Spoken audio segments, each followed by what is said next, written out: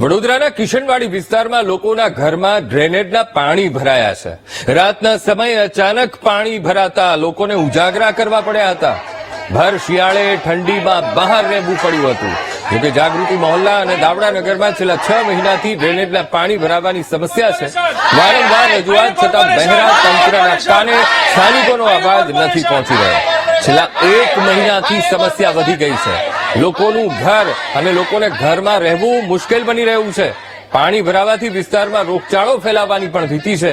ત્યારે કંટાળેલા લોકોએ ભેગા થઈ વિરોધ નોંધાવ્યો। સૂત્રોચ્ચાર કરી મહાપાલિકાના શાસકોનો વિરોધ નોંધાવ્યો। તંત્ર પાસે વહેલી તકે સમસ્યા નિવારવા માંગ પણ કરી।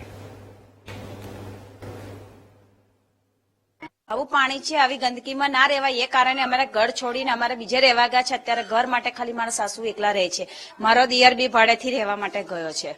કેટલા સમયથી આ પ્રશ્ન છે, શું પ્રયત્ન કર્યા? આજે 6 મહિનાની આ પરિસ્થિતિ છે। વર્ષથી તો છે જ આટલું બધું તો હેરાન થઈએ જ છે, પણ ઓછું વધતું અમે જતું કર્યું છે।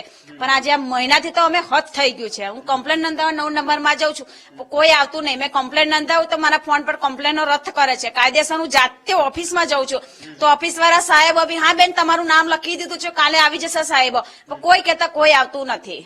કોર્પોરેશનમાં અરજીઓ કરી, ક્યાંય પૈસા ભર્યા કશે આના માટે? ગટરના પૈસા ભર્યા છે, 1500 રૂપિયા ભરાયા, પણ આજે 6 મહિના થઈ ગયા। તો 6 મહિના પછી હજુ હમણાં બી એ લોકો હજુ ભૂંગરા નાખવા આવ્યા છે, તેનું ચાલુ કર્યું નથી। હજુ તો 6 મહિના કાઢી નાખશે એના તો તોય લગીને તો અમારે પાછળ વપરાશ કરવો પડશે ને। અમારે નાવા ધોવા બહાર જવું પડે, કપડા ધોવા બહાર જવું પડે, ખાવાનું ભોજન ખવાતું નથી, બહાર જઈને ખાવા બેહવું પડે છે।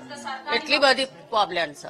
એટલી બધી ગટર ભરાય છે, બહારનું વિસ્તાર જો આગળ ભરેલી નથી, પણ અહીંયા જ બહુ તકલીફ છે અમને ગટરમાં। અને હવે બીજું શું છે કે ગટરનું જે પાણી 4 વાગે આવે છે, 3:30નું પાણી, એ પાણી અમે અલગ લાઈન લીધી છે, તે પણ એટલું ગંદુ આવે છે। અને પાછળની લાઈનમાં જે પાણી ભરાય ને ત્યારે તો આખું ઘરમાં આવી જાય છે। એ જેના પાસે પરિસ્થિતિ હોય એ ઊંચું મકાન બગાડે, જેના પાસે પરિસ્થિતિ ના હોય એ તો બિચારા એવામાં જ રહે ને।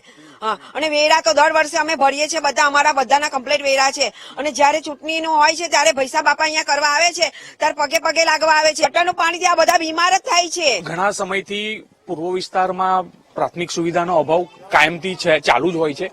ખરેખર આ 5 નંબર ઇલેક્શન વોર્ડનો વિસ્તાર જાગૃતિ મોહલ્લો છે, જ્યાં છેલ્લા 1.5-2 મહિનાથી લોકોના ઘરમાં ડ્રેનેજના પાણી બેક મારી રહ્યા છે। એક તરફ કોર્પોરેશન વેરો ઉઘરાવે છે અને બીજી તરફ લાઈન નાખવાના પણ પૈસાની ઉઘરાણી એ લોકો પાસે થઈ રહી છે, એવી વાત લોકો જાતે કહી રહ્યા છે। ખરેખર ભારતીય જનતા પાર્ટીના કોર્પોરેટર એવું કહે છે કે અધિકારીઓ કે કોન્ટ્રાક્ટરો એમનું સાંભળતા નથી કે એમને ગાંઠતા નથી। હવે એમની શું સમજોતા એક્સપ્રેસ ચાલે છે? ખરેખર એ લોકો જો ગાંઠતા ના હોય તો અંકુશ લગાવવાની જવાબદારી ચૂંટેલા પ્રતિનિધિઓની હોય, અને જો સમજોતા એક્સપ્રેસ ચાલતી હોય તો તારી બી ચૂપ ને મારી પણ ચૂપ। જો વહીવટ થતો હશે તો એ લોકો નથી બોલતા। ઇલેક્શન હોય ત્યારે વોટ માંગવા માટે ખરેખર આવે છે, એ પછી સ્થાનિકો કહી રહ્યા છે કે કોઈ પણ દેખાતું નથી। તો આજે બહુ દુઃખની વાત છે, પૂર્વ વિસ્તારની નેતાગીરી કોઈક ને કોઈક જગ્યાએ પાંગડી સાબિત થઈ રહી છે। ખરેખર આવા અધિકારીઓ હોય કે કોન્ટ્રાક્ટરો હોય એમની પર લગામ લગાવવાની જરૂર છે।